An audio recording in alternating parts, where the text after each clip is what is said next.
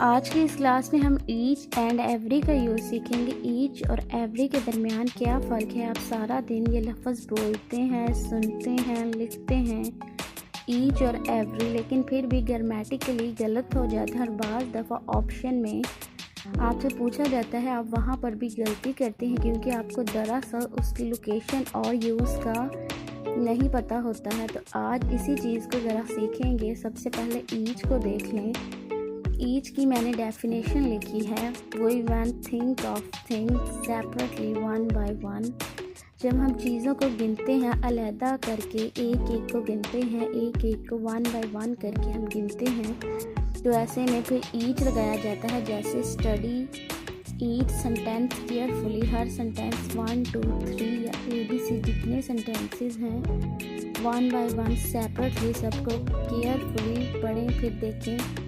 Each book was interesting, बहुत सारी books थी लेकिन ईच बुक यानी एक बुक 1 2 3 4 सबको वन बाय वन स्टडी किया गया या रीड किया गया और सारी ही इंटरेस्टिंग थी, तो तब मैंने ईच को यहाँ यूज़ किया। एवरी की बात करते हैं तब यूज़ किया जाता है जब When we think of things as group, जब हम सबको कहते हैं लेकिन हम अंदर दाखिल नहीं होते। सब हम कहते हैं लेकिन हम अंदर नहीं होते, वो as a whole as a group उठा लेते हैं और कहते हैं कि सारे ही उसमें शामिल हैं, हम अंदर नहीं जाते हैं। For example, every window in the house was open, घर की तमाम खिड़कियाँ यानी सारी खिड़कियाँ खुली हुई हैं।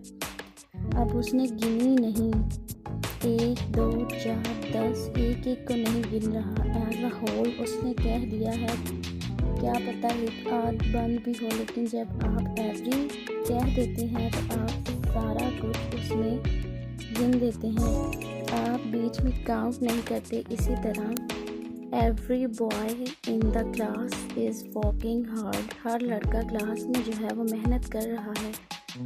उसमें 1 2 6 ईच नहीं कहेंगे हम, ईच अगर कहेंगे तो काउंट करके एक एक को कहेंगे ईच ऑफ द बॉय, लेकिन एवरी जब लगा देते हैं तो उसमें सब शामिल हो जाते हैं, गिना नहीं जाता, वो एज अ ग्रुप उठा लिया जाता है सबको। ये फ़र्क था ईच और एवरी के दरमियान जो मैंने बताया आपको।